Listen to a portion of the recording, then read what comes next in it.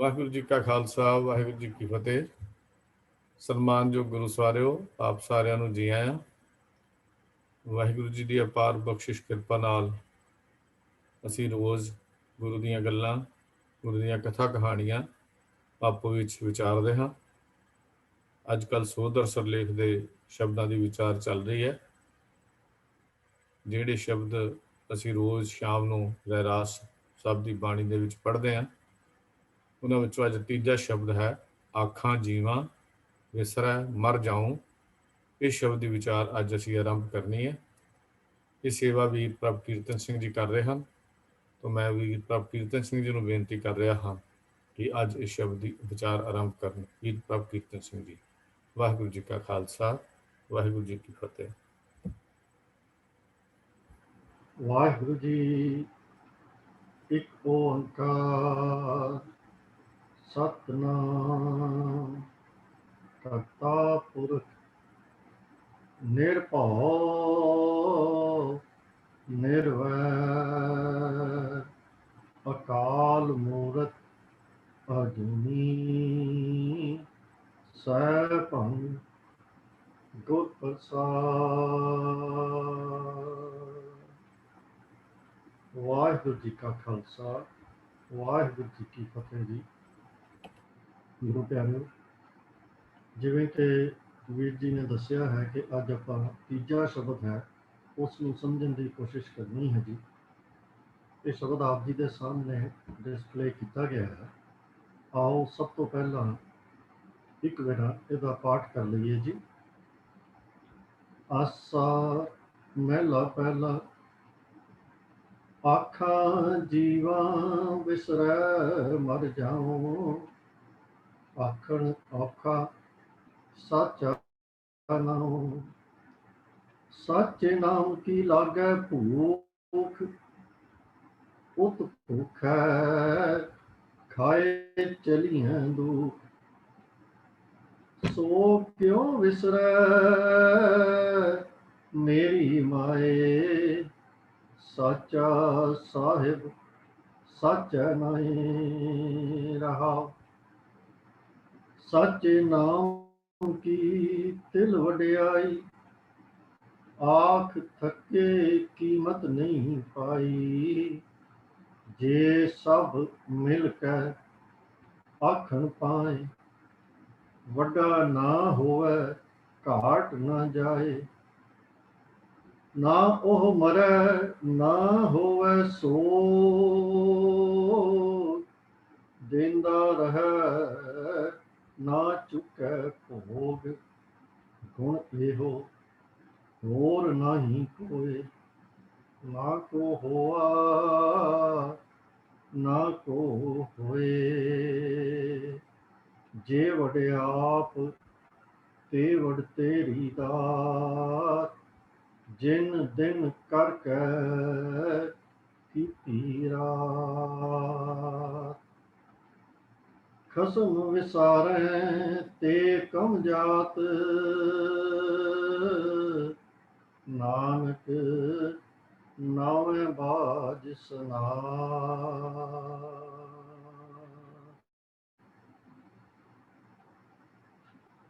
ਗੁਰੂ ਪਿਆਰਿਓ, ਜੋ ਇਸ ਲੜੀ ਦਾ ਪਹਿਲਾ ਸ਼ਬਦ ਸੋਦਰ ਦਾ, ਜਿਸ ਦੇ ਨਾਮ ਉੱਤੇ ਅਸੀਂ ਇਹਨਾਂ ਸਾਰੀਆਂ ਸ਼ਬਦਾਂ ਨੂੰ ਸੋਦਰ ਦੇ ਸ਼ਬਦ ਕਹਿੰਦੇ ਹਾਂ, ਉਸ ਸ਼ਬਦ ਦੇ ਵਿੱਚ ਸਤਿਗੁਰੂ ਜੀ ਨੇ ਸਾਨੂੰ ਦ੍ਰਿੜ ਕਰਵਾਇਆ ਸੀ ਕਿ ਅਸੀਂ ਕੇਵਲ ਤੇ ਕੇਵਲ ਇੱਕ ਅਕਾਲ ਪੁਰਖ ਨਾਲ ਜੁੜਨਾ ਹੈ, ਉਸ ਤੇ ਟੇਕ ਰੱਖਣੀ ਹੈ, ਉਸ ਦੇ ਹੁਕਮ ਵਿੱਚ ਜੀਵਨ ਜੀਣਾ ਹੈ।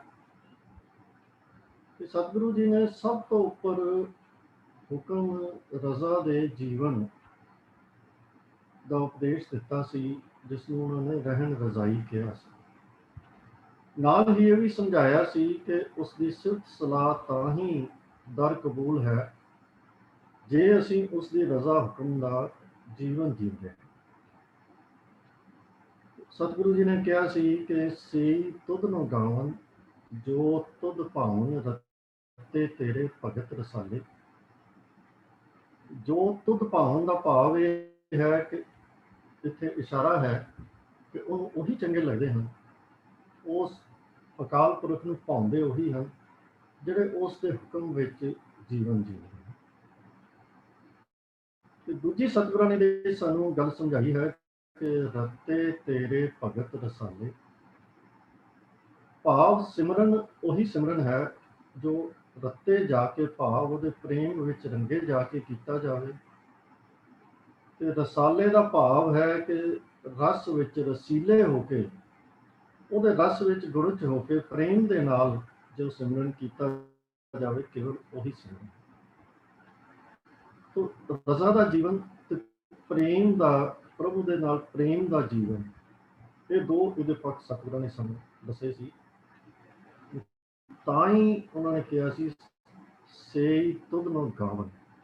ਉਹੀ ਗਾ ਸਕਦੇ ਹਨ ਜਿਹੜੇ ਇਹ ਦੋ ਸ਼ਰਤਾਂ ਨੂੰ ਪੂਰੀਆਂ ਕਰਨ, ਭਾਵ ਇਹ ਦੋ ਗੱਲਾਂ ਦੇ ਉੱਤੇ ਅਮਲ ਕਰਨ ਕਿ ਉਹਨੂੰ ਭਾਉਣ ਤੇ ਉਹਦੇ ਰੰਗ ਵਿੱਚ ਰੰਗੇ ਜਾਣ। ਤੇ ਦੂਜੇ ਸ਼ਬਦ ਵਿੱਚ ਵਾਹਿਗੁਰੂ ਜੀ ਨੇ ਅਕਾਲ ਪੁਰਖ ਦੀ, ਜਿਹੜਾ ਆਪਾਂ ਕੱਲ੍ਹ ਡਿਸਕਸ ਕੀਤਾ ਸੀ, ਕਿ ਅਕਾਲ ਪੁਰਖ ਦੀ ਬੇਅੰਤਤਾ ਤੇ ਵਡੱਪਨ ਦਾ ਉਹਨਾਂ ਨੇ ਉਪਦੇਸ਼ ਦਿੱਤਾ ਸੀ, ਸਮਝਾਇਆ ਸੀ ਕਿ ਗੁਣਾਂ ਦੀ ਦਾਤ ਵੀ ਉਹ ਆਪ ਹੀ ਮਿਹਰ ਕਰਕੇ ਬਖਸ਼ਦਾ ਹੈ, ਸਾਡੇ ਜੀਵਨ ਨੂੰ ਸਵਾਰਦਾ ਹੈ।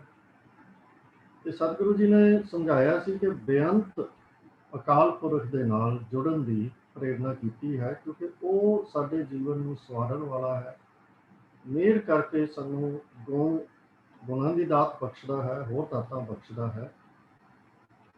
ਤੇ ਅੱਜ ਜਿਹੜਾ ਸ਼ਬਦ ਆਪਾਂ ਡਿਸਕਸ ਕਰਨਾ ਹੈ, ਇਸ ਦੇ ਵਿੱਚ ਸਤਿਗੁਰੂ ਜੀ ਦਾ ਮੁੱਖ ਉਪਦੇਸ਼ ਜੋ ਰਹਾਉ ਦੀ ਪੰਕਤੀ ਵਿੱਚ ਹੈ, ਉਹ ਹੈ ਕਿ ਸੋ ਕਿਉਂ ਵਿਸਰੈ ਮੇਰੀ ਮਾਏ, ਸਾਚਾ ਸਾਹਿਬ ਸਾਚਾ ਨਾਏ। ਇਹ ਦੋ ਪੰਕਤੀਆਂ ਨੂੰ ਆਪਾਂ ਅਗਰ ਪਾਠ ਵੀ ਸਧਾਰਨ ਰੂਪ ਵਿੱਚ ਵੀ ਕਰੀਏ ਤੇ ਗੱਲ ਸਪਸ਼ਟ ਹੋ ਜਾਂਦੀ ਹੈ ਕਿ ਹੁਣ ਸਤਿਗੁਰੂ ਜੀ ਨੇ ਵਾਹਿਗੁਰੂ ਜੀ ਦੇ ਨਾਮ ਦੇ ਨਾਲ ਜੁੜਨ ਦੀ ਪ੍ਰੇਰਨਾ ਦੇ ਰਹੇ ਹਨ, ਇਹ ਉਪਦੇਸ਼ ਕਰ ਰਹੇ ਹਨ। ਤੇ ਸਾਡੇ ਲਈ ਇਸ ਸ਼ਬਦ ਦੇ ਵਿੱਚੋਂ ਨਾਮ ਦੇ ਜਪਣ ਦੇ ਜੋ ਰਸਤੇ ਵਿੱਚ ਸਾਡੇ ਗੁੰਝਲਾਂ ਆਉਂਦੀਆਂ ਹਨ, ਉਹਦੇ ਬਾਰੇ ਬੜੇ ਸਰਲ ਸ਼ਬਦਾਂ ਦੇ ਵਿੱਚ ਸਤਿਗੁਰੂ ਜੀ ਉਹ ਗੁੰਝਲਾਂ ਨੂੰ ਖੋਲ ਰਹੇ ਹਨ। ਵਾਹਿਗੁਰੂ ਸਾਡੇ ਵਰਗੇ, ਜੋ ਮੈਂ ਕਹਾਂ ਬਈ ਮੇਰੇ ਵਰਗੇ ਜੋ ਕਲਯੁਗੀ ਜੀਵ ਹਨ, ਉਹਨਾਂ ਨੂੰ ਸਭ ਤੋਂ ਔਖਾ ਕੰਮ ਵਾਹਿਗੁਰੂ ਜੀ ਦਾ ਨਾਮ ਸਿਮਰਨ ਹੀ ਲੱਗਦਾ। ਤੇ ਸਤਿਗੁਰੂ ਜੀ ਸਾਨੂੰ ਇਸ ਸ਼ਬਦ ਦੇ ਵਿੱਚ ਨਾਮ ਜਪਣ ਦੀਆਂ ਜੋ ਔਖਿਆਈਆਂ ਹਨ, ਉਹਨਾਂ ਨੂੰ ਹੱਲ ਕਰਕੇ ਨਾਮ ਨਾਲ ਜੁੜਨ ਦੇ ਰਾਹ ਨੂੰ ਸੁਖੈਨ ਕਰ ਰਹੇ ਹਨ। ਆਓ ਸਭ ਤੋਂ ਪਹਿਲਾਂ ਜੋ ਰਹਾਉ ਦਾ ਬੰਦ ਹੈ, ਪਹਿਲਾਂ ਉਹਨੂੰ ਸਮਝਣ ਦਾ ਯਤਨ ਕਰੀਏ, ਕਿਉਂਕਿ ਮੁੱਖ ਉਪਦੇਸ਼ ਗੁਰੂ ਜੀ ਦਾ ਇਸੇ ਬੰਦ ਦੇ ਵਿੱਚ ਹੈ। ਸਤਿਗੁਰੂ ਜੀ ਕਹਿ ਰਹੇ ਹਨ ਕਿ ਸੋ ਕਿਉਂ ਵਿਸਰੈ ਮੇਰੀ ਮਾਏ। ਕਿਉਂ ਵਿਸਰੈ, ਕਿ ਮੈਨੂੰ ਕਿਉਂ ਵਿਸਰ ਜਾ। ਹੁਣ ਇਹ ਗੱਲ ਕਹਿਣ ਦਾ ਢੰਗ ਹੈ ਸਤਿਗੁਰੂ ਜੀ ਦਾ। ਇੱਥੇ ਉਹ ਕਹਿ ਰਹੇ ਹਨ ਕਿ ਮੈਨੂੰ ਕਿਉਂ ਵਿਸਰੇ, ਭਾਵ ਕਦੇ ਨਾ ਸਾਨੂੰ ਵਿਸਰੇ। ਅਸੀਂ ਆਮ ਭਾਸ਼ਾ ਵਿੱਚ ਵੀ ਕਹਿ ਦਿੰਦੇ ਹਾਂ ਕਿ ਜਦੋਂ ਕੋਈ ਕੰਮ ਕਰਨ ਦਾ ਅਸੀਂ ਇਹ ਕਹਿਣਾ ਹੋ ਕਿ ਮੈਂ ਇਹ ਕੰਮ ਨਹੀਂ ਕਰਨਾ, ਤੇ ਸਾਨੂੰ ਕੁਝ ਕਰਨ ਲਈ ਕੋਈ ਕਹੇ ਤੇ ਅਸੀਂ ਕਹਿੰਦੇ ਮੈਂ ਕਿਉਂ ਕਰਾਂ। ਉਹਦਾ ਭਾਵ ਇਹ ਹੁੰਦਾ ਹੈ ਕਿ ਮੈਂ ਇਹ ਕੰਮ ਨਹੀਂ ਕਰਨਾ। ਇੱਥੇ ਵੀ ਸਤਿਗੁਰੂ ਜੀ ਉਸੇ ਤਰ੍ਹਾਂ ਹੀ ਇਸ ਦਾ ਅਰਥ ਹੈ ਕਿ ਮੈਨੂੰ ਉਹ ਸੋ ਭਾਵ ਉਹ ਅਕਾਲ ਪੁਰਖ ਵਾਹਿਗੁਰੂ ਕਿਉਂ ਵਿਸਰੇ, ਭਾਵ ਕਦੇ ਨਾ ਭੁੱਲੇ, ਇਹ ਮੇਰੀ ਮਾਂ। ਸਤਿਗੁਰੂ ਜੀ ਇਹ ਕਹਿ ਰਹੇ ਹਨ ਕਿ ਹੇ ਮੇਰੀ ਮਾਂ, ਤੂੰ ਮੈਨੂੰ ਅਸੀਸ ਦੇ, ਮੇਰੇ ਲਈ ਅਰਦਾਸ ਕਰ ਕਿ ਉਹ ਪ੍ਰਭੂ ਮੈਨੂੰ ਕਦੇ ਵੀ ਨਾ ਭੁੱਲੇ। ਸਾਚਾ ਸਾਹਿਬ ਸਾਚਾ ਨਾਮ। ਸਾਚਾ ਭਾਵ ਸਦਾ ਸਥਿਰ ਰਹਿਣ ਵਾਲਾ ਸਾਹਿਬ, ਮਾਲਕ। ਉਹ ਪ੍ਰਭੂ ਜੋ ਸਦਾ ਸਥਿਰ ਰਹਿਣ ਵਾਲਾ ਇਸ ਸ੍ਰਿਸ਼ਟੀ ਦਾ, ਸਾਰਿਆਂ ਦਾ ਮਾਲਕ ਹੈ, ਉਹ ਮੈਨੂੰ ਕਦੇ ਨਾ ਵਿਸਰੇ। ਤੇ ਮੇਰੀ ਮਾਂ ਨੂੰ ਅਰਦਾਸ ਕਰ, ਅਸੀਸ ਦੇ ਕਿ ਉਹ ਮੈਨੂੰ ਕਦੇ ਨਾ ਵਿਸਰੇ। ਤੇ ਵਿਸਰੇ ਕਿਵੇਂ ਨਾ, ਸਾਚਾ ਨਾਏ, ਭਾਵ ਉਸ ਦੇ ਨਾਮ, ਹਰ ਨਾਮ ਦੇ ਰਾਹੀਂ। ਨਾਏ ਦਾ ਭਾਵ ਹੈ ਹਰ ਨਾਮ ਦੇ ਰਾਹੀਂ। ਸਾਚਾ ਨਾਏ,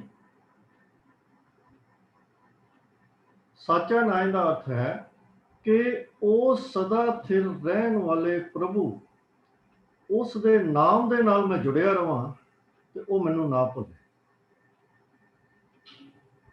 ਉਹ ਸੱਚਾ ਮਾਲਕ ਜਿਹੜਾ ਸਦਾ ਸਥਿਰ ਹੈ, ਜਿਸ ਦਾ ਨਾਮ ਸੱਚਾ ਸਥਿਰ ਹੈ, ਉਸ ਸੱਚੇ ਨਾਮ ਦੀ, ਸਦਾ ਥਿਰ ਨਾਮ ਦੀ ਬਦੌਲਤ, ਸੱਚੇ ਨਾਮ ਦੀ ਰਾਹੀਂ, ਸਾਚਾ ਨਾਮ ਦਾ ਭਾਵ ਸੱਚੇ ਨਾਮ ਦੀ ਰਾਹੀਂ ਮੈਨੂੰ ਉਹ ਕਦੇ ਨਾ ਭੁੱਲੇ। ਭਾਵ ਜਿਉਂ-ਜਿਉਂ ਮੈਂ ਉਹਦਾ ਨਾਮ ਜਪਾਂ, ਉਸ ਪ੍ਰਭੂ ਦਾ ਨਾਮ ਸਿਮਰਾਂ, ਤਿਉਂ-ਤਿਉਂ ਉਹ ਸਦਾ ਥਿਰ ਪ੍ਰਭੂ, ਮਾਲਕ, ਸਾਹਿਬ, ਉਹ ਮੇਰੇ ਮਨ ਦੇ ਵਿੱਚ ਵਸਦਾ ਰਹੇ। ਕਿਉਂਕਿ ਸਤਿਗੁਰੂ ਜੀ ਨੇ ਇਹ ਸਿਧਾਂਤ ਸਾਨੂੰ ਦਿੱਤਾ ਹੈ ਕਿ ਜਿਉਂ-ਜਿਉਂ ਅਸੀਂ ਉਸ ਪ੍ਰਭੂ ਦਾ ਨਾਮ ਸਿਮਰਦੇ ਹਾਂ, ਜਪਦੇ ਹਾਂ, ਤਿਵੇਂ-ਤਿਵੇਂ ਉਹ ਸਦਾ ਥਿਰ ਪ੍ਰਭੂ, ਉਹ ਸੱਚਾ ਮਾਲਕ ਸਾਡੇ ਮਨ ਦੇ ਵਿੱਚ ਆ ਵਸਦਾ। ਇੱਥੇ ਸਤਿਗੁਰਾਂ ਨੇ ਜੋ ਸਾਨੂੰ ਕਹਿ ਰਹੇ ਹਨ, ਪਹਿਲੀ ਗੱਲ ਤਾਂ ਪਹਿਲੀ ਪੰਕਤੀ ਦੇ ਵਿੱਚ ਉਹਨਾਂ ਨੇ ਕਿਹਾ ਕਿ ਮੈਨੂੰ ਉਹ ਵਾਹਿਗੁਰੂ, ਉਹ ਮਾਲਕ, ਸੱਚਾ ਮਾਲਕ ਮੈਨੂੰ ਕਦੇ ਨਾ ਵਿਸਰੇ। ਹੁਣ ਵਿਸਰੇ ਤੋਂ ਭਾਵ ਸਪਸ਼ਟ ਹੈ ਕਿ ਵਿਸਰਨਾ ਜਾਂ ਯਾਦ ਰਹਿਣਾ, ਚੇਤੇ ਕਰਨਾ, ਇਹ ਮਨ ਦੇ ਪੱਧਰ ਦੀਆਂ ਗੱਲਾਂ। ਤੋ ਜਦੋਂ ਅਸੀਂ ਚੇਤਾ ਕਰਨਾ ਕਹਿੰਦੇ ਹਾਂ ਕਿ ਮੈਨੂੰ ਕੋਈ ਗੱਲ ਚੇਤੇ ਨਹੀਂ ਰਹੀ, ਉਹਦਾ ਅਰਥ ਵੀ ਇਹੀ ਹੁੰਦਾ ਹੈ ਕਿ ਮੇਰੇ ਮਨ ਦੇ ਵਿੱਚ, ਮੇਰੇ ਚਿੱਤ ਦੇ ਵਿੱਚੋਂ ਉਹ ਗੱਲ ਨਿਕਲ ਗਈ ਸੀ। ਤੋ ਚਿੱਤ ਦੇ ਵਿੱਚ ਵਸਣਾ ਤੇ ਵਿਸਰਨਾ, ਇਹ ਦੋ ਆਪਸ ਵਿੱਚ ਇੱਕ ਦੂਜੇ ਤੋਂ ਉਲਟ ਗੱਲਾਂ ਹਨ, ਔਰ ਇਹ ਦੋਨੋਂ ਕੰਮ ਮਨ ਦੇ ਹੀ ਹਨ। ਸੋ ਇਹ ਸਤਿਗੁਰੂ ਕਹਿ ਰਹੇ ਹਨ ਕਿ ਮੇਰੇ ਮਨ ਦੇ ਵਿੱਚੋਂ ਉਹ ਅਕਾਲ ਪੁਰਖ, ਉਹਦੀ ਯਾਦ, ਵਾਹਿਗੁਰੂ, ਉਹਦਾ ਸਿਮਰਨ ਮੈਨੂੰ ਉਹ ਕਦੇ ਨਾ ਵਿਸਰੇ। ਤੇ ਦੂਜਾ ਸਤਿਗੁਰੂ ਜੀ ਨੇ ਦੂਜੀ ਪੰਕਤੀ ਦੇ ਵਿੱਚ ਸਾਚੇ ਨਾਏ ਦੇ ਰਾਹੀਂ ਇਹ ਸਾਨੂੰ ਜੋ ਨਿਯਮ ਹੈ ਗੁਰਮਤਿ ਦਾ, ਇਹ ਸਿਧਾਂਤ ਹੈ, ਉਹ ਦ੍ਰਿੜ ਕਰਾ ਰਹੇ ਹਨ ਕਿ ਜੇ ਅਸੀਂ ਅਕਾਲ ਪੁਰਖ ਨੂੰ, ਸਾਚੇ ਸਾਹਿਬ ਨੂੰ ਮਨ ਦੇ ਵਿੱਚ ਵਸਾਉਣਾ ਹੈ, ਤੇ ਉਸ ਦਾ ਜਿਹੜਾ ਰਸਤਾ ਹੈ ਉਹ ਨਾਮ ਦੇ ਰਾਹੀਂ ਹੈ, ਸਾਚਾ ਨਾਏ। ਉਸ ਨਾਮ ਦੇ ਰਾਹੀਂ ਹੀ ਅਸੀਂ ਆਪਣੇ ਪ੍ਰਭੂ ਨੂੰ ਮਨ ਦੇ ਵਿੱਚ ਵਸਾ ਸਕਦੇ। ਤੋ ਇਹ ਸਾਧਨ ਹੈ ਉਸ ਅਕਾਲ ਪੁਰਖ ਨੂੰ ਮਨ ਦੇ ਵਿੱਚ ਵਸਾਉਣ ਦਾ, ਉਹਦੇ ਨਾਲ ਜੁੜਨ ਦਾ, ਤਾਂ ਕਿ ਅਸੀਂ ਉਹਦੀ ਰਜ਼ਾ ਦੇ ਵਿੱਚ ਜੀਵਨ ਬਤੀਤ ਕਰ ਸਕੀਏ। ਤੋ ਇਹ ਗੁਰਮਤਿ ਸਿਧਾਂਤ ਹੈ, ਔਰ ਇਹ ਸਭ ਤੋਂ ਇੰਪੋਰਟੈਂਟ ਜੋ ਸਾਡਾ ਸਿਧਾਂਤ ਹੈ ਗੁਰਮਤਿ ਦਾ, ਕਿ ਪ੍ਰਭੂ ਦੇ ਨਾਮ ਨਾਲ ਜੁੜਨਾ, ਉਸ ਪ੍ਰਭੂ ਦੇ ਨਾਲ ਜੁੜਨ ਦਾ ਇੱਕ ਢੰਗ ਹੈ, ਔਰ ਇਹੀ ਢੰਗ ਗੁਰਮਤਿ ਦੇ ਵਿੱਚ ਪ੍ਰਵਾਨ ਹੈ। ਇਸੇ ਕਰਕੇ ਹੀ ਸਾਡੇ ਕਈ ਵਿਦਵਾਨ ਜਦੋਂ ਗੁਰਮਤਿ ਨੂੰ ਡਿਫਾਈਨ ਕਰਨ ਦੀ ਕੋਸ਼ਿਸ਼ ਕਰਦੇ ਹਨ, ਕਿਉਂਕਿ ਦੂਜੇ ਧਰਮਾਂ ਵਿੱਚ ਕੋਈ ਪੂਜਾ ਕਰਮ ਕਾਂਡ ਦਾ ਮਾਰਗ ਹੈ, ਕੋਈ ਹੱਠ ਦਾ ਮਾਰਗ ਹੈ, ਕੋਈ ਜਪ ਤਪ ਦਾ ਮਾਰਗ ਹੈ, ਤੇ ਜਦੋਂ ਗੁਰਮਤਿ ਦੀ ਗੱਲ ਕੀਤੀ ਜਾਂਦੀ ਹੈ ਤਾਂ ਉਹਦੇ ਬਾਰੇ ਕਿਹਾ ਜਾਂਦਾ ਹੈ ਕਿ ਗੁਰਮਤਿ ਦਾ ਮਾਰਗ ਨਾਮ ਦਾ ਮਾਰਗ, ਕਿਉਂਕਿ ਨਾਮ ਹੀ ਉਹ ਰਸਤਾ ਹੈ ਜਿਹਦੇ ਰਾਹੀਂ ਉਸ ਪ੍ਰਭੂ ਦੇ ਨਾਲ ਅਸੀਂ ਜੁੜ ਸਕਦੇ ਹਾਂ, ਉਸ ਪ੍ਰਭੂ ਨੂੰ ਅਸੀਂ ਆਪਣੇ ਮਨ ਦੇ ਵਿੱਚ ਵਸਾ ਸਕਦੇ ਹਾਂ। ਇਹੀ ਉਹ ਮਾਰਗ ਹੈ ਜਿਹਦੇ ਨਾਲ ਅਸੀਂ ਪ੍ਰਭੂ ਨਾਲ ਜੁੜ ਕੇ ਉਹਦੀ ਰਜ਼ਾ ਦਾ ਜੀਵਨ ਬਤੀਤ ਕਰ ਸਕਦੇ ਹਾਂ। ਤੋ ਸਤਿਗੁਰੂ ਜੀ ਪਹਿਲੇ ਬੰਦ ਦੇ ਵਿੱਚ ਕਹਿ ਰਹੇ ਹਨ ਕਿ ਆਖਾਂ ਜੀਵਾਂ ਵਿਸਰੈ ਮਰ ਜਾ। ਆਖਾਂ, ਜੇ ਮੈਂ ਉਸ ਵਾਹਿਗੁਰੂ ਦਾ ਨਾਮ ਆਖਦਾ ਹਾਂ, ਉਚਾਰਦਾ ਹਾਂ, ਤੇ ਜੀਵਾਂ ਭਾਵ ਤਾਂ ਮੈਂ ਜਿਉਂਦਾ ਹਾਂ। ਇੱਥੇ ਸਰੀਰਕ ਜੀਵਨ ਦੀ ਨਹੀਂ, ਆਤਮਿਕ ਜੀਵਨ ਦੀ ਗੱਲ ਸਤਿਗੁਰੂ ਕਰ ਰਹੇ ਹਨ ਕਿ ਜਦੋਂ ਮੈਂ ਪ੍ਰਭੂ ਦੇ ਨਾਮ ਦੇ ਨਾਲ ਜੁੜਦਾ ਹਾਂ, ਪ੍ਰਭੂ ਦੇ ਨਾਮ ਨੂੰ ਆਖਦਾ ਹਾਂ, ਉਚਾਰਦਾ ਹਾਂ, ਤਾਂ ਮੇਰੇ ਅੰਦਰ ਆਤਮਿਕ ਜੀਵਨ ਪੈਦਾ ਹੋ ਜਾਂਦਾ ਹੈ। ਤੇ ਵਿਸਰੈ, ਜਦੋਂ ਮੈਂ ਵਿਸਰ ਜਾਂਦਾ ਹਾਂ, ਉਸ ਪ੍ਰਭੂ ਨੂੰ ਵਿਸਾਰ ਦਿੰਦਾ ਹਾਂ, ਤਾਂ ਮਰ ਜਾਉ, ਤਾਂ ਮੇਰਾ ਆਤਮਿਕ ਜੀਵਨ ਜਿਹੜਾ ਹੈ ਉਹ ਖਤਮ ਹੋ ਜਾਂਦਾ, ਮੇਰੀ ਆਤਮਿਕ ਮੌਤ ਹੋ ਜਾਂਦੀ। ਆਤਮਿਕ ਮੌਤ ਦਾ ਅਰਥ ਹੈ ਜਦੋਂ ਅਸੀਂ ਉਸ ਪ੍ਰਭੂ ਦੇ ਨਾਲ ਨਾ ਜੁੜ ਕੇ ਵਿਕਾਰਾਂ ਦੇ ਨਾਲ, ਮਾਇਆ ਦੇ ਨਾਲ, ਪ੍ਰਭੂ ਤੋਂ ਇਲਾਵਾ ਕਿਸੇ ਵੀ ਹੋਰ ਵਸਤੂ ਨਾਲ ਜਦੋਂ ਜੁੜ ਜਾਂਦੇ ਹਨ, ਤੇ ਸਤਿਗੁਰੂ ਦੀਆਂ ਨਜ਼ਰਾਂ ਦੇ ਵਿੱਚ ਉਹ ਇੱਕ ਆਤਮਿਕ ਮੌਤ ਦਾ ਸਮਾਂ ਹੈ। ਭਾਵ ਜਿਉਂ-ਜਿਉਂ ਮੈਂ ਪ੍ਰਭੂ ਦਾ ਨਾਮ ਸਿਮਰਦਾ ਹਾਂ, ਤਿਉਂ-ਤਿਉਂ ਮੇਰੇ ਅੰਦਰ ਆਤਮਿਕ ਜੀਵਨ ਪੈਦਾ ਹੁੰਦਾ ਹੈ। ਪਰ ਜਦੋਂ ਮੈਨੂੰ ਉਹ ਪ੍ਰਭੂ ਦਾ ਨਾਮ ਭੁੱਲ ਜਾਂਦਾ ਹੈ, ਤਾਂ ਇਉਂ ਸਮਝੋ ਕਿ ਮੇਰੀ ਆਤਮਿਕ ਮੌਤ ਹੀ ਹੋ ਜਾਂਦੀ ਹੈ। ਇਹ ਸਤਿਗੁਰੂ ਪਹਿਲੀ ਪੰਕਤੀ ਦੇ ਵਿੱਚ ਕਹਿ ਰਹੇ। ਹੁਣ ਅੱਗੋਂ ਸਤਿਗੁਰੂ ਜੀ ਕਹਿੰਦੇ ਹਨ ਕਿ ਆਖਣ ਔਖਾ ਸਾਚਾ ਨਾਮ। ਪਰ ਮੈਨੂੰ ਇਹ ਤਾਂ ਗੱਲ ਸਮਝ ਆ ਗਈ ਕਿ ਮੈਂ ਜਦੋਂ ਉਸ ਪ੍ਰਭੂ ਦਾ ਨਾਮ ਨਹੀਂ ਆਖਦਾ, ਉਹਨੂੰ ਵਿਸਰ ਜਾਂਦਾ ਹਾਂ, ਤੇ ਮੇਰਾ ਆਤਮਿਕ ਜੀਵਨ ਦੇ ਮੌਤ ਹੋ ਜਾਂਦੀ ਹੈ। ਪਰ ਇਹਦੇ ਬਾਵਜੂਦ ਵੀ ਮੈਨੂੰ ਉਹ ਸਦਾ ਥਿਰ ਪ੍ਰਭੂ, ਸਾਚਾ ਪ੍ਰਭੂ ਜੋ ਹੈ, ਉਸ ਦੇ ਨਾਮ ਨਾਲ, ਉਸ ਦੇ ਨਾਮ ਨੂੰ ਹਿਰਦੇ ਦੇ ਵਿੱਚ ਰੱਖਣਾ, ਸਿਮਰਨਾ, ਇਹ ਮੈਨੂੰ ਬੜਾ ਔਖਾ ਲੱਗਦਾ। ਆਖਣ ਔਖਾ, ਇਹ ਕਹਿਣਾ ਬੜਾ ਔਖਾ ਲੱਗਦਾ। ਫਿਰ ਵੀ ਮੈਨੂੰ ਇਹ ਸਮਝ ਆ ਜਾਣ ਦੇ ਬਾਵਜੂਦ ਵੀ ਮੈਨੂੰ ਸੱਚਾ ਨਾਮ ਜਪਣਾ ਬੜਾ ਔਖਾ ਲੱਗਦਾ। ਇਹ ਇੱਕ ਬੜੀ ਵੱਡੀ ਸਾਡੀ ਜਿਹੜੀ ਪ੍ਰੋਬਲਮ ਹੈ, ਆਪਾਂ ਕਹੀਏ ਕਿ ਸਾਡੇ ਵਰਗਿਆਂ ਦੀ ਪ੍ਰੋਬਲਮ ਹੈ ਜਾਂ ਮੇਰੇ ਵਰਗਿਆਂ ਦੀ ਜੋ ਪ੍ਰੋਬਲਮ ਹੈ, ਕਿ ਮੈਨੂੰ ਇਹ ਗੱਲ ਸਮਝ ਤਾਂ ਆ ਗਈ ਹੈ। ਸਤਿਗੁਰੂ ਨੇ ਸਮਝਾਇਆ ਕਿ ਆਤਮਿਕ ਜੀਵਨ ਉਹਨੂੰ ਯਾਦ ਕਰਨ ਵਿੱਚ ਹੈ, ਪਰ ਫਿਰ ਵੀ ਮੈਨੂੰ ਉਹਨੂੰ ਯਾਦ ਕਰਨਾ ਬੜਾ ਔਖਾ ਲੱਗਦਾ। ਤਾਂ ਹੁਣ ਅੱਗੇ ਆਪਾਂ ਦੋ ਪੰਕਤੀਆਂ ਦੇ ਵਿੱਚ ਸਤਿਗੁਰੂ ਜੀ ਇਸ ਗੱਲ ਦਾ ਹੱਲ ਦੱਸ ਰਹੇ ਹਨ। ਸਾਚੇ ਨਾਮ ਕੀ ਲਾਗੈ ਭੂਖ,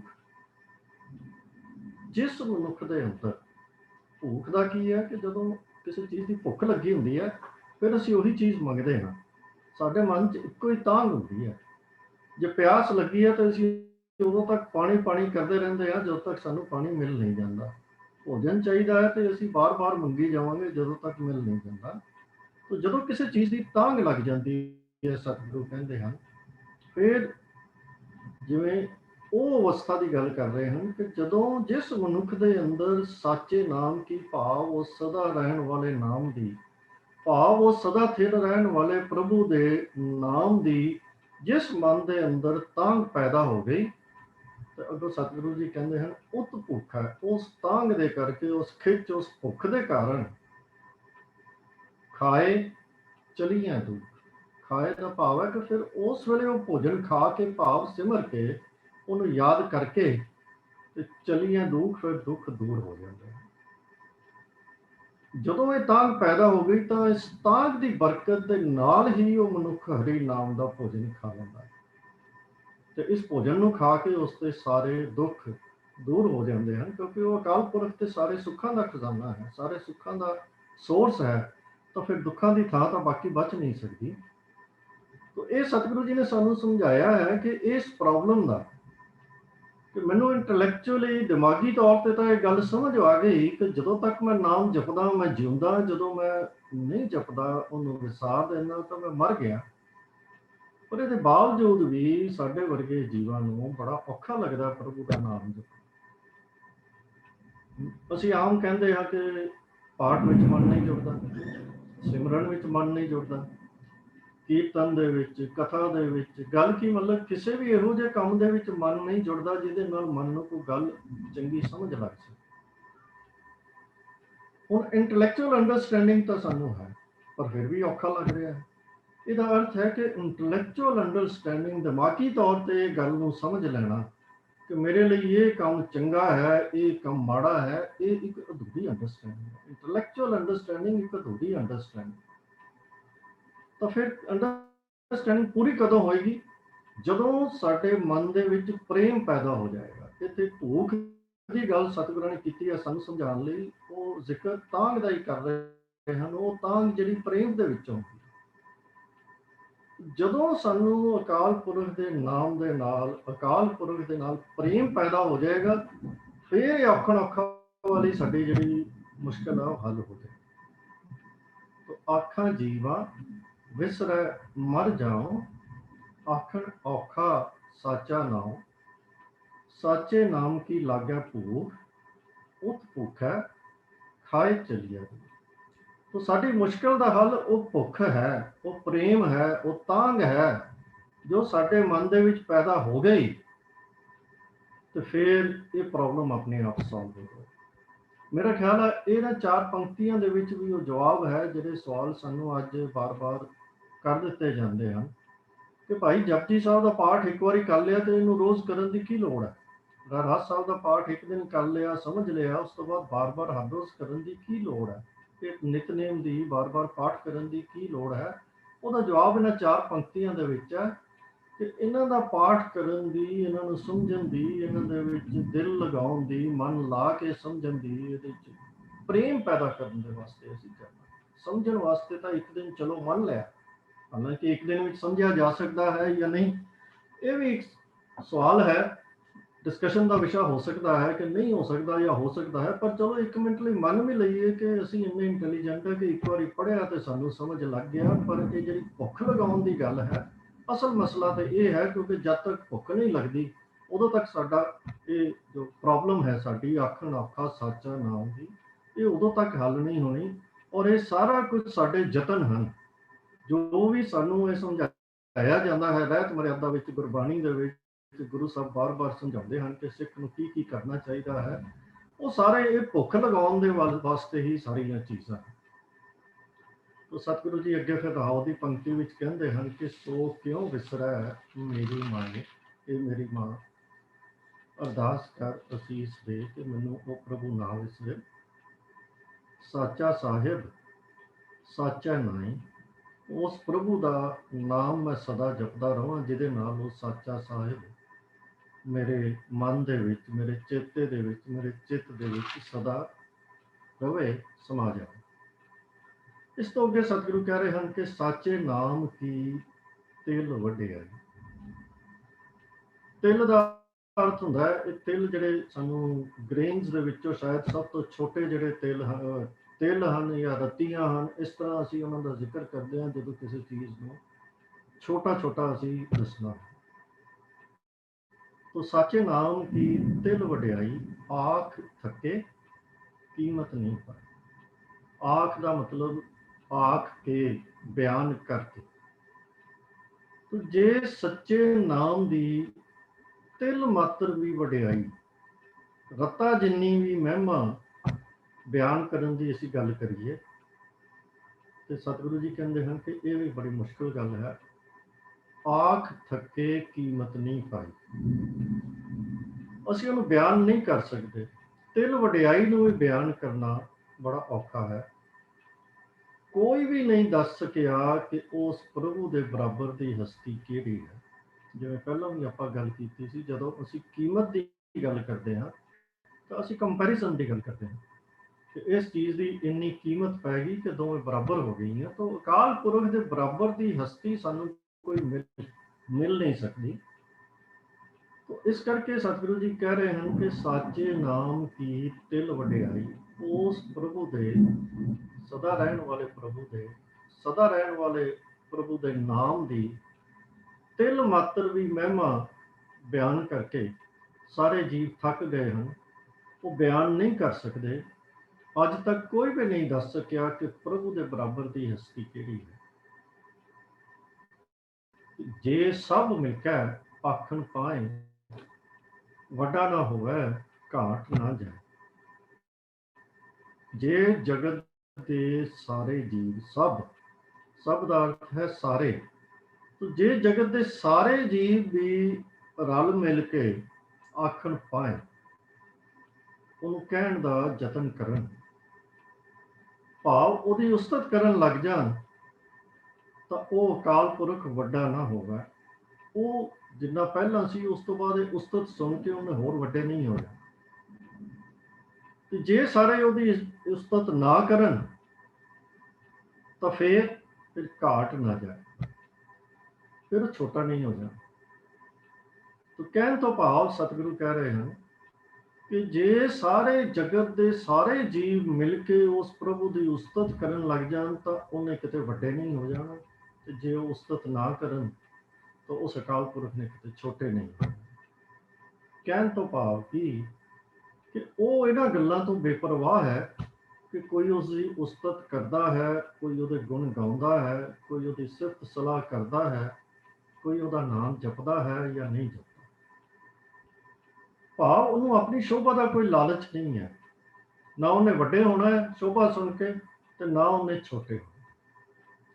ਹੁਣ ਇਸ ਪਦੇ ਦੇ ਵਿੱਚ ਸਤਿਗੁਰੂ ਜੀ ਨੇ ਸਾਨੂੰ ਜੋ ਗੱਲਾਂ ਕਹੀਆਂ, ਉਹਨਾਂ ਵਿੱਚ ਦੋ ਗੱਲਾਂ ਵੱਲ ਸਾਨੂੰ ਧਿਆਨ ਦੀ ਲੋੜ।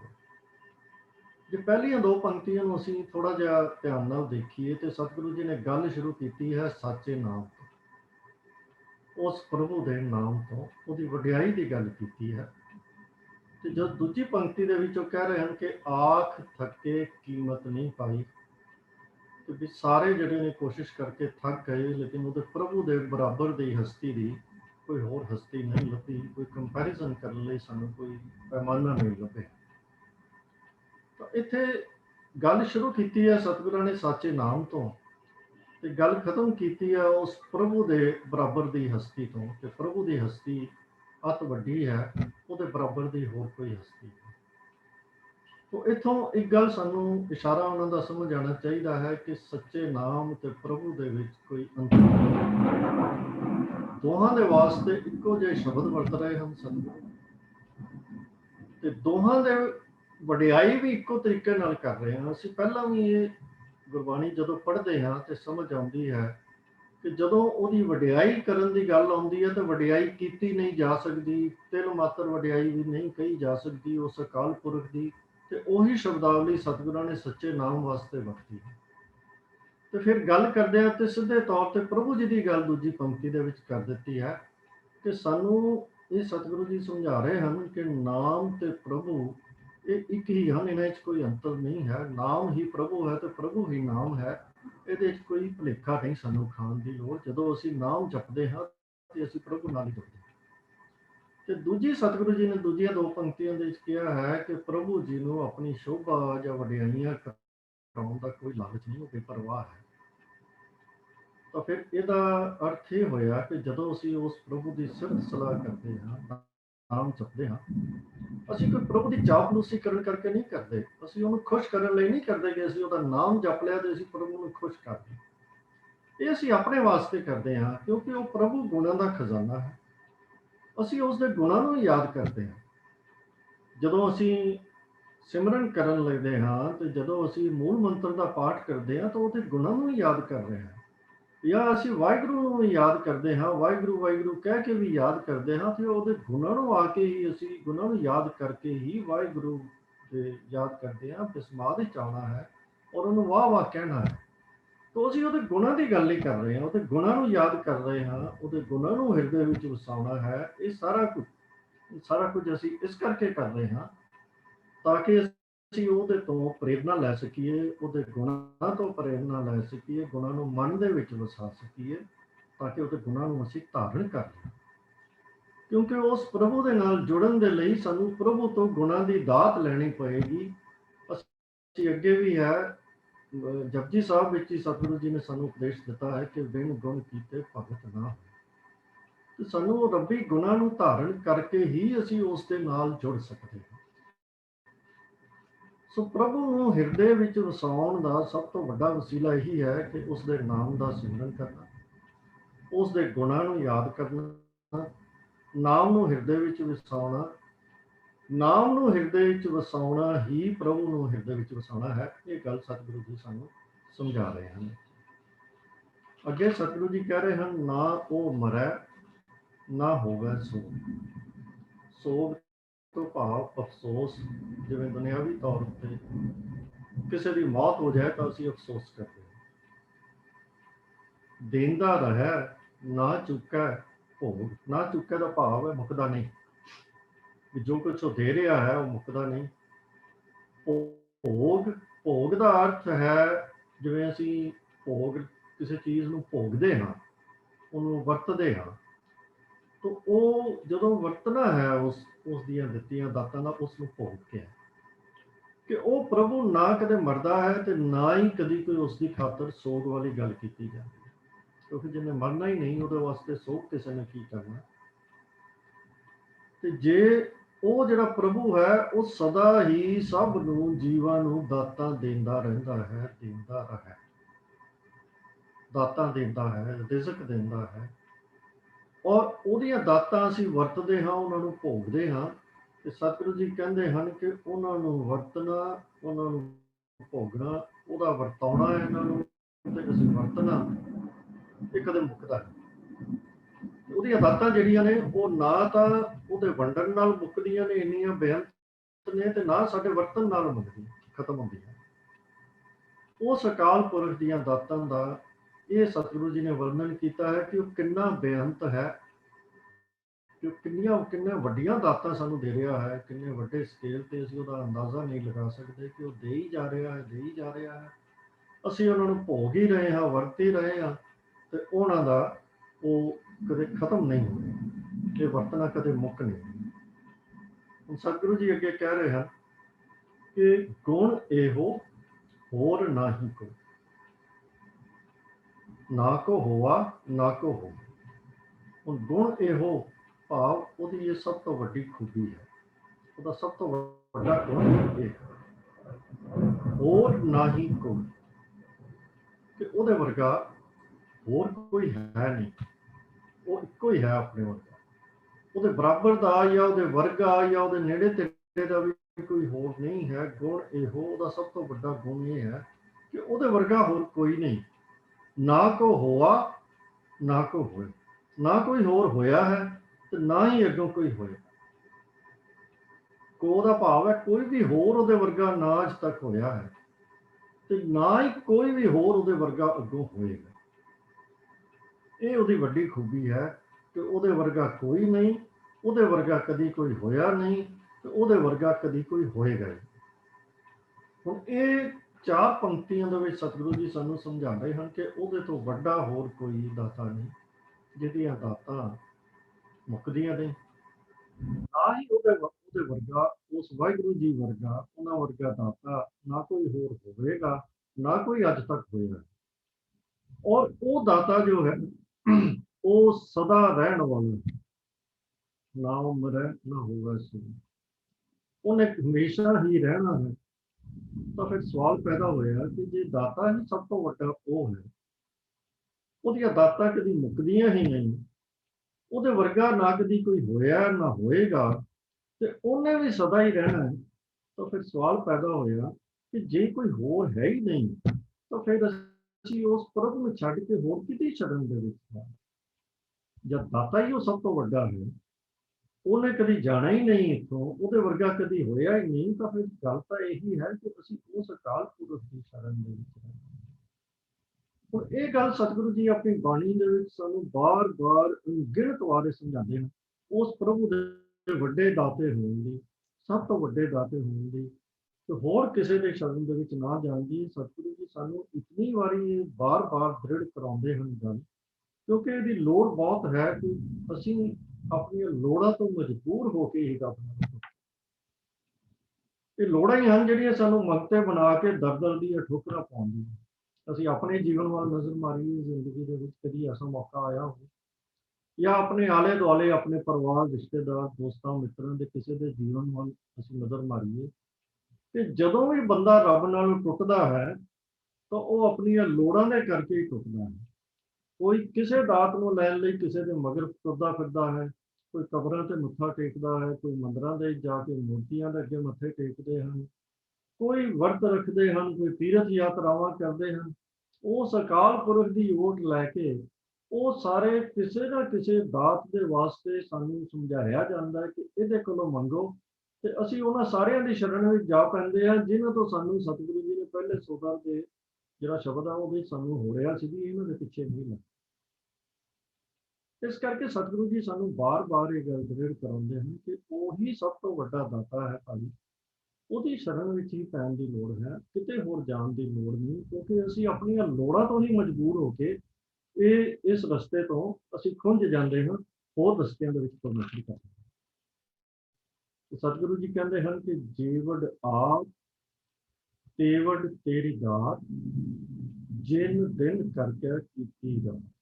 ਜੀਵੜ ਭਾਵ ਜਿੰਨਾ ਵੱਡਾ, ਜਿੰਨਾ ਵੱਡਾ ਉਹ ਆਪ ਹੈ ਅਕਾਲ ਪੁਰਖ, ਤੇਵੜ ਤੇਰੀ ਦਾਤ, ਉਤਨੀ ਵੱਡੀ ਹੀ ਉਸਦੀ ਦਾਤ, ਉਹਦੀ ਬਖਸ਼ਿਸ਼ ਜਿਹੜੀ ਉਹ ਸਾਨੂੰ ਦਿੰਦਾ ਹੈ।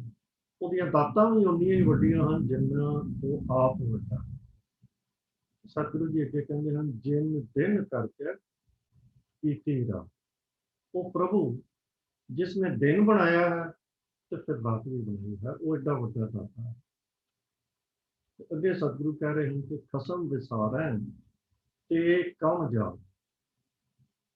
ਵਿਸਾਰਨ ਦਾ ਅਰਥ ਹੈ ਭੁਲਾ ਦਿੰਦੇ ਹਨ, ਵਿਸਾਰ ਦਿੰਦੇ। ਤੇ ਕਮ ਜਾਤ ਦਾ ਅਰਥ ਹੈ ਭੈੜੀ ਜਾਤ ਨਾਲ। ਇਹ ਸ਼ਬਦ ਅਸੀਂ ਆਮ ਵਰਤਦੇ ਹਾਂ, ਇਹਨੂੰ ਗਾਲ ਦੇ ਤੌਰ ਦੇ ਉੱਤੇ ਵੀ ਅਸੀਂ ਕਈ ਵਾਰ ਇਸਤੇਮਾਲ ਕਰ ਲੈਂਦੇ ਹਾਂ, ਗੁੱਸੇ ਚ ਆ ਕੇ ਵੀ ਕਿਸੇ ਨੂੰ ਕਹਿ ਦਿੰਦੇ ਹਾਂ। ਤੇ ਜੇ ਬ੍ਰਾਹਮਣੀ ਜੋ ਕਾਸਟ ਸਿਸਟਮ ਹੈ ਉਹਦੇ ਵਿੱਚ ਨੀਵੀਆਂ ਜਾਤਾਂ ਨੂੰ ਤੇ ਉੱਚੀਆਂ ਜਾਤਾਂ ਦੇ ਵਿੱਚ ਫਰਕ ਬੜਾ ਕੀਤਾ ਜਾਂਦਾ। ਕੌਣ ਬ੍ਰਾਹਮਣ ਹੈ, ਕੌਣ ਖੱਤਰੀ ਹੈ ਤੇ ਕੌਣ ਸ਼ੂਦਰ ਹੈ, ਇਹ ਸਾਰਾ ਉਹ ਸਿਸਟਮ ਹੈ ਜਿਹਦੇ ਮੁਤਾਬਕ ਜੀਵਨ ਸਾਡਾ ਉਸ ਕੀ ਕਹਿੰਦੇ ਨੇ ਕਿ ਉਸ ਸਾਂਚੇ ਦੇ ਵਿੱਚ ਢਲ ਜਾਂਦਾ, ਉਸ ਸ਼ਿਕੰਜੇ ਦੇ ਵਿੱਚ ਬਣ ਜਾਂਦਾ। ਤੇ ਸਤਿਗੁਰੂ ਜੀ ਨੇ ਉਹ ਸ਼ਬਦ ਵਰਤਿਆ ਹੈ ਕਿ ਖਸਮ ਵਿਸਾਰੈ ਤੇ ਕੰਮ ਜਨ, ਭਾਵ ਭੈੜੀ ਜ਼ਾਤ ਵਾਲਾ ਜਾਂ ਨੀਵੀਂ ਜੀਵਨ ਵਾਲਾ, ਨੀਵੀਂ ਜ਼ਾਤ।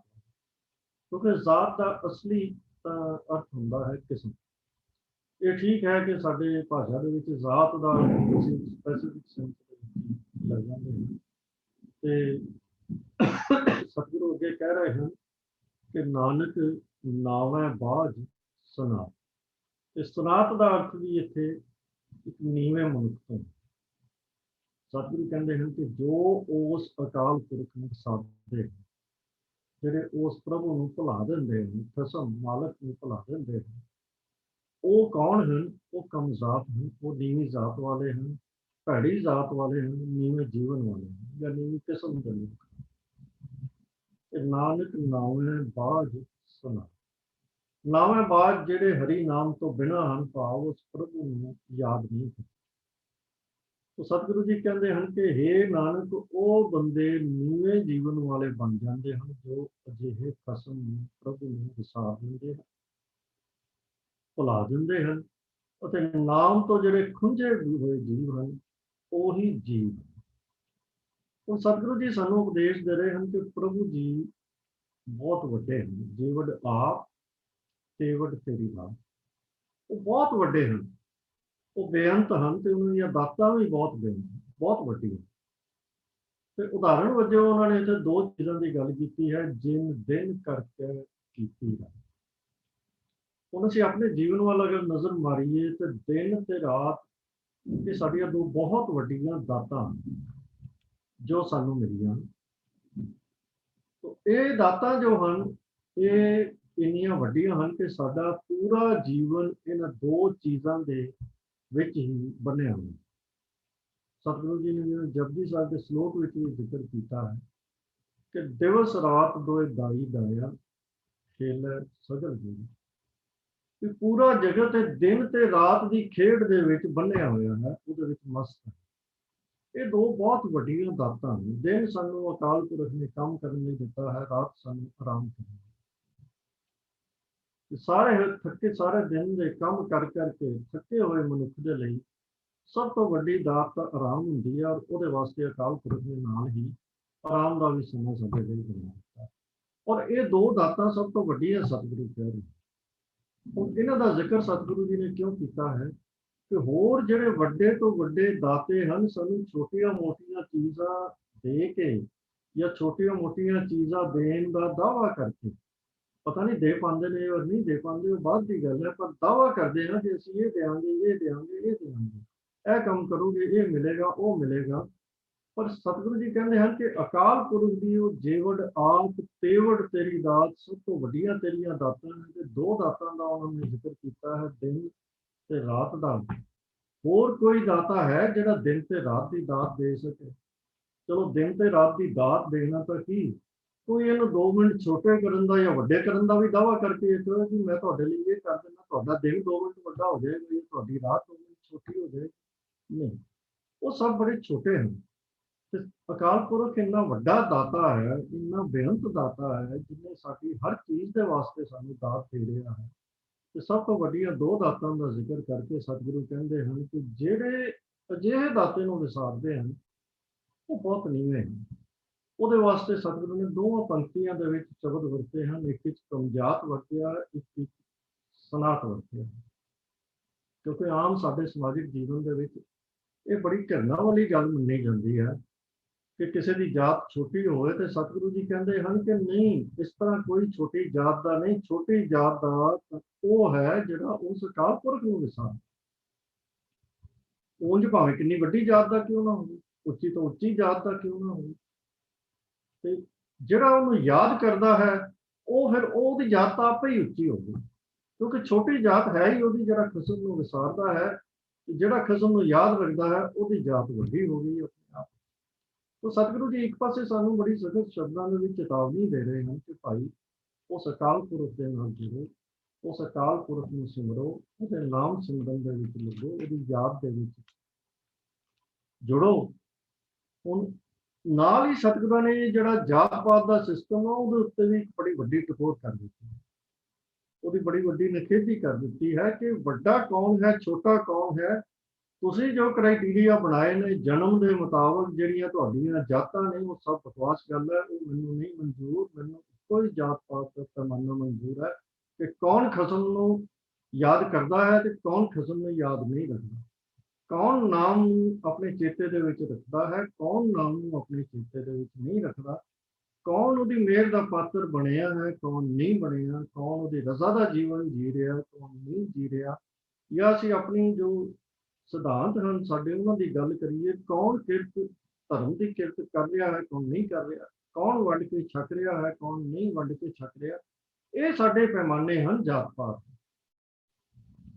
ਬ੍ਰਾਹਮਣਾਂ ਦੇ ਬਣਾਏ ਹੋਏ ਪੈਮਾਨੇ ਜਿਹੜੇ ਹਨ, ਉਹ ਨਾ ਸਾਡੀ ਜ਼ਾਤ ਹੈ, ਨਾ ਸਾਡੀ ਬਰਾਦਰੀ ਹੈ। ਸਾਡਾ ਉਹਨਾਂ ਦੇ ਨਾਲ ਜੁੜੇ ਰਹਿਣਾ, ਤੇ ਇਹ ਜਿਹੜੀ ਸਤਿਗੁਰਾਂ ਨੇ ਸਾਨੂੰ ਜਾਤ ਪਾਤ ਦਾ ਸਿਸਟਮ ਦਿੱਤਾ, ਪ੍ਰਭੂ ਦੇ ਨਾਲ ਜੁੜਨ ਵਾਲੇ ਦੀ ਉੱਚੀ ਜਾਤ ਤੇ ਵਿਸਾਰਨ ਵਾਲੇ ਦੀ ਨੀਵੀਂ ਜਾਤ, ਇਹਨੂੰ ਅਸੀਂ ਛੱਡ ਦਿੱਤਾ। ਤੋ ਇਹਦੇ ਨੂੰ ਹੀ ਅਸੀਂ ਹਾਲੇ ਵੀ ਗੱਲ ਲਾਈ ਬੈਠੇ ਹਾਂ।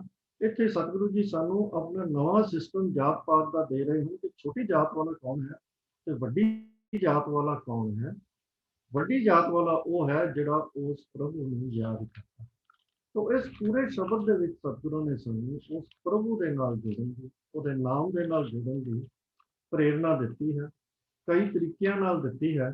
ਪਰ ਜਿਹੜਾ ਇਸ ਸ਼ਬਦ ਦਾ ਜੋ ਮੁੱਖ ਭਾਵ ਹੈ ਉਹ ਉਹੀ ਹੈ ਕਿ ਸੋ ਕਿਉਂ ਵਿਸਰੈ ਮੇਰੀ ਮਾਏ, ਸਾਚਾ ਸਾਹਿਬ ਸਾਚਾ ਨਾਏ, ਕਿ ਹੇ ਮੇਰੀ ਮਾਂ ਅਰਦਾਸ ਕਰ, ਅਸੀਸ ਦੇ ਕਿ ਮੈਨੂੰ ਉਹ ਪ੍ਰਭੂ ਕਦੇ ਨਾ ਵਿਸਰੇ।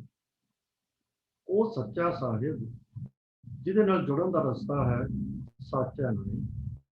तो मैं उस सच्चे मालिक के नाल जुड़ा, उसका नाम जप के और उस प्रभु ਨੂੰ ਆਪਣੇ ਚੇਤੇ ਦੇ ਵਿੱਚ ਵਸਾਵਾਂ, ਆਪਣੇ ਚਿੱਤ ਦੇ ਵਿੱਚ, ਮਨ ਦੇ ਵਿੱਚ ਵਸਾਵਾਂ, ਆਪਣੀ ਪੂਰੀ ਕੌਨਸ਼ੀਅਸਨੈਸ ਦੇ ਵਿੱਚ ਉਸ ਪ੍ਰਭੂ ਨੂੰ ਵਸਾਵਾਂ। ਇਹ ਸਤਿਗੁਰੂ ਜੀ ਨੇ ਇੱਥੇ ਆਪ ਬੇਨਤੀ ਕੀਤੀ ਹੈ ਤੇ ਸਾਨੂੰ ਇਹ ਬੇਨਤੀ ਕਰਨ ਦੀ ਜਾਚ ਦਿੱਤੀ ਹੈ, ਕਿਉਂਕਿ ਇਹ ਅਗਲਾ ਸਟੈਪ ਹੈ। ਜਿਵੇਂ ਜਿਵੇਂ ਸਤਿਗੁਰੂ ਜੀ ਨਾਲ ਸ਼ਬਦਾਂ ਦੇ ਵਿੱਚ ਵੀ ਅੱਗੇ ਚੱਲ ਰਹੇ ਹਨ, ਉਹ ਸਾਨੂੰ ਇਸ ਰਸਤੇ ਦੇ ਉੱਤੇ ਤੋਰ ਰਹੇ ਹਨ। ਤੇ ਨਾਮ ਜਪਣ ਦੀ ਅੱਜ ਉਹਨਾਂ ਨੇ ਸਾਡੀਆਂ ਦੋ ਤਿੰਨ ਬੜੀਆਂ ਵੱਡੀਆਂ ਔਕੜਾਂ ਦਾ ਵੀ ਸਾਨੂੰ ਸੋਲੂਸ਼ਨ ਦਿੱਤਾ ਹੈ ਕਿ ਕਿਉਂ ਸਾਨੂੰ ਨਾਮ ਜਪਣਾ ਔਖਾ ਲੱਗਦਾ ਹੈ ਤੇ ਕਿਸ ਤਰ੍ਹਾਂ ਜਿਹੜਾ ਹੈ ਅਸੀਂ ਉਸ ਪ੍ਰਭੂ ਦੇ ਨਾਮ ਨੂੰ ਜਪਣ ਦੇ ਵਾਸਤੇ ਸਾਨੂੰ ਕੀ ਕਰਨ ਦੀ ਲੋੜ ਹੈ ਕਿ ਉਹ ਨਾਮ ਅਸੀਂ ਜਪ ਸਕੀਏ। ਇੰਨੀਆਂ ਵਿਚਾਰਾਂ ਪ੍ਰਵਾਨ ਕਰਨੀਆਂ ਜੀ, ਬਹੁਤ ਸਾਰੀਆਂ ਭੁੱਲਾਂ ਹੋ ਗਈਆਂ ਹੋਣਗੀਆਂ, ਖਿਮਾ ਕਰਨੀ ਹੈ ਜੀ। ਵਾਹਿਗੁਰੂ ਜੀ ਕਾ ਖਾਲਸਾ, ਵਾਹਿਗੁਰੂ ਵਾਹਿਗੁਰੂ ਜੀ ਕਾ ਖਾਲਸਾ, ਵਾਹਿਗੁਰੂ ਜੀ ਕੀ ਫਤਿਹ। ਬਹੁਤ ਬਹੁਤ ਧੰਨਵਾਦ ਹੈ ਵੀਰ ਪ੍ਰਭ ਕੀਰਤਨ ਸਿੰਘ ਜੀ। ਬਹੁਤ ਹੀ ਵਿਸ਼ਾਲ, ਬਹੁਤ ਹੀ ਸਰਲ ਤੇ ਬਹੁਤ ਹੀ ਭਾਵਪੂਰਤ ਵਿਚਾਰ ਇਸ ਪੌੜੀ ਦੇ ਵਿੱਚ ਜੋ ਆਪ ਜੀ ਨੇ ਸਮਝਾਏ ਹਨ। ਸਤਿਗੁਰੂ ਗੁਰੂ ਨਾਨਕ ਦੇਵ ਮਹਾਰਾਜ ਸੱਚੇ ਪਾਤਸ਼ਾਹ ਜੀ ਨੇ ਜਿਸ ਜੀਵਨ ਦੀ ਗੱਲ ਕੀਤੀ ਹੈ, ਉਹ ਜੀਵਨ ਮਰਨ ਤੋਂ ਬਿਨਾਂ ਨਹੀਂ ਮਿਲਦਾ। ਹੁਣ ਇਹ ਮੌਤ ਸਰੀਰਕ ਮੌਤ ਨਹੀਂ ਹੈ। ਥੋੜੇ ਜਿਹੀ ਹੋਰ ਆਪਾਂ ਡੀਪ ਚੱਲ ਜਾਈਏ, ਜਦ ਤੱਕ ਆਪਾ ਭਾਵ ਨਹੀਂ ਮਾਰਿਆ ਜਾਂਦਾ, ਆਪਾ ਭਾਵ ਖਤਮ ਨਹੀਂ ਹੁੰਦਾ, ਇਹ ਜੀਵਨ ਨਹੀਂ ਮਾਣਿਆ ਜਾ ਸਕਦਾ। ਜਿਸ ਜੀਵਨ ਦੀ ਗੱਲ ਗੁਰੂ ਪਾਤਸ਼ਾਹ ਸਾਨੂੰ ਸਮਝਾ ਰਹੇ ਨੇ, ਜਿਹੜਾ ਆਖਾਂ ਜੀਵਾਂ ਦੀ ਗੱਲ ਜਿਹੜੀ ਗੁਰੂ ਸਾਹਿਬ ਕਹਿੰਦੇ ਨੇ, ਪਰ ਉਹ ਜੀਵਨ ਜਿਹੜਾ ਜੀਵਨ ਗੁਰੂ ਨਾਨਕ ਦੇਵ ਮਹਾਰਾਜ ਕਹਿੰਦੇ ਆ, ਉਹ ਕਹਿੰਦੇ ਆਪਾ ਭਾਵ ਮਾਰਨ ਤੋਂ ਬਿਨਾਂ ਨਹੀਂ ਮਿਲਦਾ। ਤੇ ਜਦ ਤੱਕ ਆਪਾ ਭਾਵ ਅਸੀਂ ਮਾਰਦੇ ਨਹੀਂ, ਅਸੀਂ ਆਨੰਦ ਦੀ ਅਵਸਥਾ ਤੇ ਨਹੀਂ ਪਹੁੰਚਦੇ। ਔਰ ਜੀਵਨ ਦੀ ਘਾਲ ਵੀ ਸਫਲ ਨਹੀਂ ਹੁੰਦੀ, ਮਿਹਨਤ ਵੀ ਸਫਲ ਨਹੀਂ ਹੁੰਦੀ, ਜਦ ਤੱਕ ਅਸੀਂ ਆਪਾ ਭਾਵ ਨੂੰ ਖਤਮ ਨਹੀਂ ਕਰਦੇ। ਜਿਸ ਜੀਵਨ ਨੂੰ ਅਸੀਂ ਸਮਝਦੇ ਹਾਂ ਸੋਹਣਾ ਹੈ, ਅਸਲ ਵਿੱਚ ਉਹ ਜੀਵਨ ਸੋਹਣਾ ਨਹੀਂ ਹੈ, ਉਹ ਸੁੰਦਰ ਨਹੀਂ ਹੈ। ਜਿਸ ਜੀਵਨ ਨੂੰ ਅਸੀਂ ਸੋਹਣਾ ਸਮਝਦੇ, ਸਾਡਾ ਬਾਹਰ ਦਾ ਬਾਹਰ ਮੁਖੀ ਜੀਵਨ ਹੈ, ਬਾਹਰਲਾ ਜੀਵਨ ਹੈ। ਸੰਸਾਰ ਦੀਆਂ ਨਜ਼ਰਾਂ ਵਿੱਚ ਸੋਹਣਾ ਹੋ ਸਕਦਾ ਹੈ, ਨਿਰੰਕਾਰ ਦੀਆਂ ਨਜ਼ਰਾਂ ਵਿੱਚ ਜੀਵਨ ਸੋਹਣਾ ਨਹੀਂ ਹੈ ਬਿਨਾਂ ਉਹਦੀ ਯਾਦ ਤੋਂ। ਜਿਹੜਾ ਉਹਦੀ ਯਾਦ ਤੋਂ ਸਖਣਾ ਹੈ, ਜਿਹੜੀ ਉਹ ਯਾਦ ਤੋਂ ਖਾਲੀ ਹੈ, ਉਹ ਨਿਰੰਕਾਰ ਦੀ ਨਜ਼ਰ ਵਿੱਚ ਸੋਹਣਾ ਨਹੀਂ ਹੈ। ਸਾਡਾ ਹੱਸਣਾ ਸਾਡੇ ਸੰਸਾਰ ਲਈ ਚੰਗਾ ਹੈ, ਸਾਡਾ ਖਾਣਾ ਸੰਸਾਰ ਲਈ ਚੰਗਾ ਹੋ ਸਕਦਾ ਹੈ, ਪਰ ਸਤਿਗੁਰੂ ਕਹਿੰਦੇ ਇਹ ਸਭ ਬਾਦ ਹੈ, ਇਹਦੀ ਕੋਈ ਵੈਲਿਊ ਨਹੀਂ ਹੈ। ਖਾਣਾ ਪੀਣਾ ਹੱਸਣਾ ਬਾਦ, ਜਬ ਲਗ ਰਿਦੇ ਨਾ ਆਵੇਂ ਸਾਧ।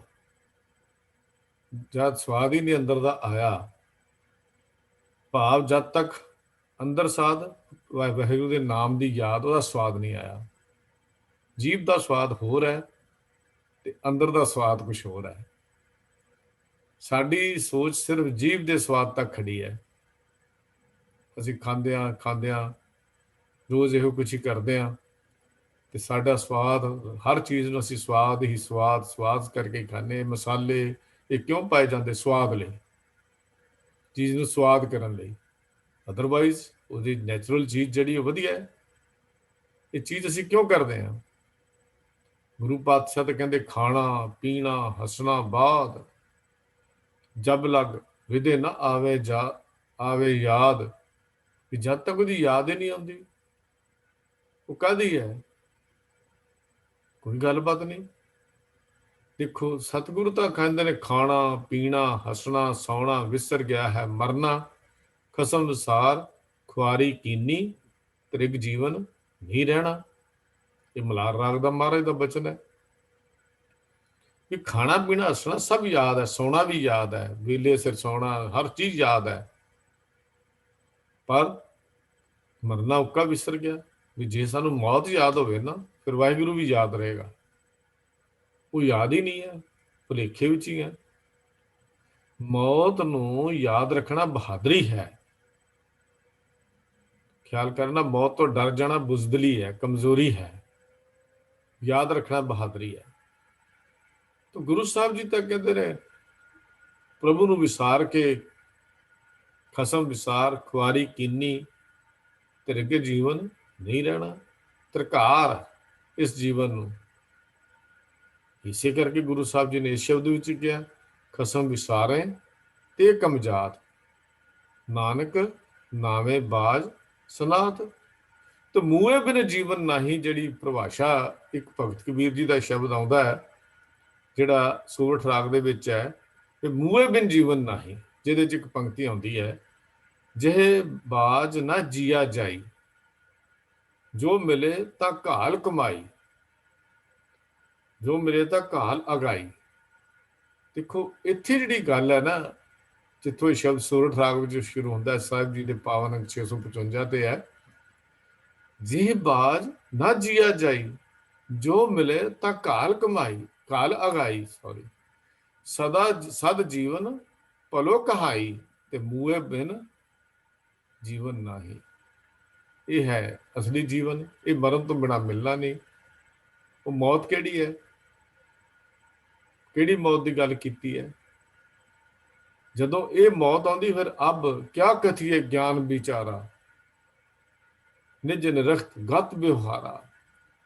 ਭਗਤ ਕਬੀਰ ਜੀ ਤਾਂ ਕਹਿੰਦੇ ਨੇ ਹੁਣ ਗਿਆਨ ਦੀਆਂ ਗੱਲਾਂ ਨਹੀਂ ਹਨ। ਹੁਣ ਕੀ ਹੈ? ਜਦੋਂ ਸਦ ਜੀਵਨ ਦੀ ਸਮਝ ਪੈ ਜਾਂਦੀ ਹੈ, ਫਿਰ ਉਹਨੂੰ ਬਿਆਨ ਕਰਨ ਦੀ ਲੋੜ ਨਹੀਂ ਪੈਂਦੀ, ਉਹਨੂੰ ਦੱਸਣ ਦੀ ਲੋੜ ਨਹੀਂ ਪੈਂਦੀ। ਕਿਉਂ? ਇਹ ਤਾਂ ਵੇਖ ਲਈਦਾ, ਅੱਖਾਂ ਨਾਲ ਵੇਖਦਿਆਂ ਜਗਤ ਬਦਲਦਾ ਹੈ, ਬਦਲ ਰਿਹਾ ਹੈ, ਜੀਵਨ ਦੀ ਤਬਦੀਲੀ ਹੈ। ਤੋ ਸਾਰਾ ਸ਼ਬਦ ਵਿੱਚ ਭਗਤ ਜੀ ਨੇ ਜਾ ਕੇ ਸਾਨੂੰ ਇਹ ਗੱਲ ਸਮਝਾਈ, ਤੇ ਅਖੀਰ ਤੇ ਜਾ ਕੇ ਜਦੋਂ ਸ਼ਬਦ ਦੇ ਵਿੱਚ ਇਹ ਗੱਲ ਕਹਿੰਦੇ ਨੇ ਭਗਤ ਜੀ, ਜੋ ਜੀਵਨ ਮਰਨਾ ਜਾਣੇ।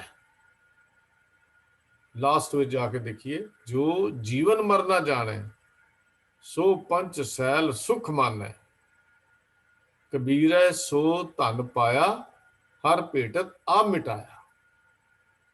ਇਹ ਹੈ ਅੱਖਾਂ ਜੀਵਾਂ ਦੀ ਗੱਲ, ਇਹ ਹੈ ਉਸ ਮਰਨ ਦੀ ਗੱਲ, ਇਹ ਹੈ ਉਸ ਮੌਤ ਦੀ ਗੱਲ।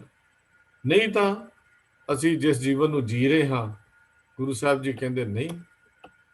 ਹੁਣ ਇੱਥੇ ਪਾਤਸ਼ਾਹ ਜੀ ਨੇ ਕਿਹਾ ਭਰਿਆ ਇਹ ਜੀਵਨ ਜੀ, ਇਹ ਜੀਵਨ ਜੀ ਕੇ ਹੋਏਗਾ ਕੀ?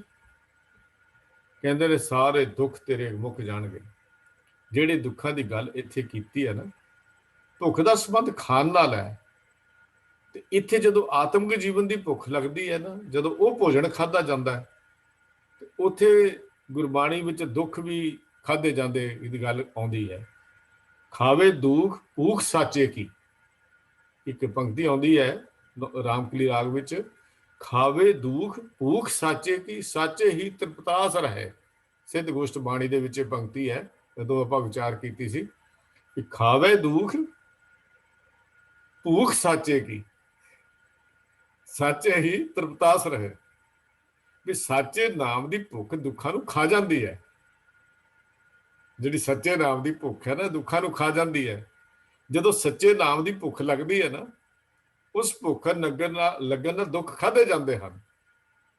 ਦੁੱਖਾਂ ਕਲੇਸ਼ਾਂ ਦਾ ਨਾਸ ਹੁੰਦਾ ਹੈ। ਇਹ ਸ਼ਕਤੀ ਕੇਵਲ ਉਸ ਭੁੱਖ ਵਿੱਚ ਹੈ।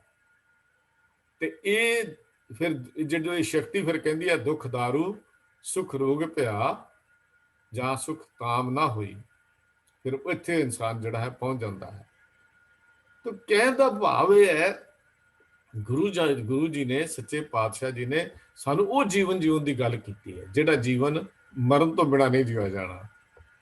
ਉਸ ਦੁਨੀਆ ਵੱਲੋਂ ਮਰ ਕੇ ਜੀਆ ਜਾਂਦਾ ਹੈ। ਸਵਾਦਾਂ ਵਿੱਚੋਂ, ਖਾਣ ਵਿੱਚੋਂ, ਰਹਿਣ ਵਿੱਚੋਂ, ਜੋ ਦੁਨੀਆ ਦੇ ਸੋਭਾ ਵਡਿਆਈ ਹਰ ਚੀਜ਼ ਸਾਡੇ ਸਾਹਮਣੇ ਖੜੀ ਹੈ, ਇਹਦੇ ਵਿੱਚੋਂ ਉਹ ਮਰ ਕੇ ਜੀਵਨ ਜੀਆ ਜਾਂਦਾ ਹੈ। ਉਹ ਆਖਾਂ ਜੀਵਾਂ ਵਿਸਰੇ ਮਰ ਜਾਉਂ ਦੀ ਗੱਲ ਜਿਹੜੀ ਗੁਰੂ ਨਾਨਕ ਪਾਤਸ਼ਾਹ ਨੇ ਸਾਡੇ ਸਾਹਮਣੇ ਰੱਖੀ ਹੈ। ਨਹੀਂ ਜੀ ਸਕਣਾ, ਸਾਡੀ ਇਹਦੇ 'ਚ ਤਾਂ ਗੱਲ ਹੈ ਹੀ ਨਹੀਂ। ਹਾਂ, ਜੇ ਉਹ ਜੀਵਨ ਆ ਗਿਆ, ਫਿਰ ਕਰਤਾ ਮਨ ਵਸਾਇਆ, ਜਨਮੇ ਕਾ ਫਲ ਪਾਇਆ, ਮਨ ਭਵੰਦਾ ਕੰਤ ਹਰ, ਤੇਰਾ ਥਿਰ ਹੋਆ ਸੁਹਾਗ ਜਿਓ, ਅਟਲ ਪਦਾਰਥ ਪਾਇਆ, ਭੈ ਭੰਜਨ ਕੀ ਸ਼ਰਨ ਆਇਆ, ਲਾਏ ਅੰਚਲ ਨਾਨਕ ਤਾਰਿਨ, ਜਿੱਤਾ ਜਨਮ ਅਪਾਰ ਜਿਓ। ਔਰ ਜੀ ਵਾਹ, ਜਿੱਤਾ ਜਨਮ ਅਪਾਰ ਜੀਓ। ਫਿਰ ਉਹ ਜੀਵਨ ਇਸ ਤਰ੍ਹਾਂ ਦਾ ਹੈ। ਮਹਾਰਾਜ ਕਿਰਪਾ ਕਰ, ਸਾਨੂੰ ਵੀ ਉਹ ਜੀਵਨ ਜੀਵਨ ਦੀ ਜਾਂਚ ਆਵੇ। ਅਸੀਂ ਵੀ ਆਖਾਂ ਜੀਵਾਂ ਬਿਸਤਰੇ ਮਰ ਜਾਉਣ ਦੀ ਭੁੱਖ ਸਾਨੂੰ ਵੀ ਲੱਗੇ। ਬਸ ਇਹੋ ਹੀ ਸਾਡੀ ਅਰਦਾਸ ਹੈ ਸਤਿਗੁਰ ਦੇ ਅੱਗੇ, ਕਿ ਸਤਿਗੁਰ ਸਾਨੂੰ ਵੀ ਐਸੀ ਭੁੱਖ ਲਾਓ ਕਿ ਅਸੀਂ ਇਹ ਜੀਵਨ ਜੀ ਕੇ ਆਨੰਦ ਦੀਆਂ ਸਿਖਰ ਤੇ ਪਹੁੰਚ ਜਾਈਏ। ਵੀਰ MP ਸਿੰਘ ਜੀ, ਵਾਹਿਗੁਰੂ ਜੀ ਕਾ ਖਾਲਸਾ, ਵਾਹਿਗੁਰੂ ਜੀ ਕੀ ਫਤਿਹ।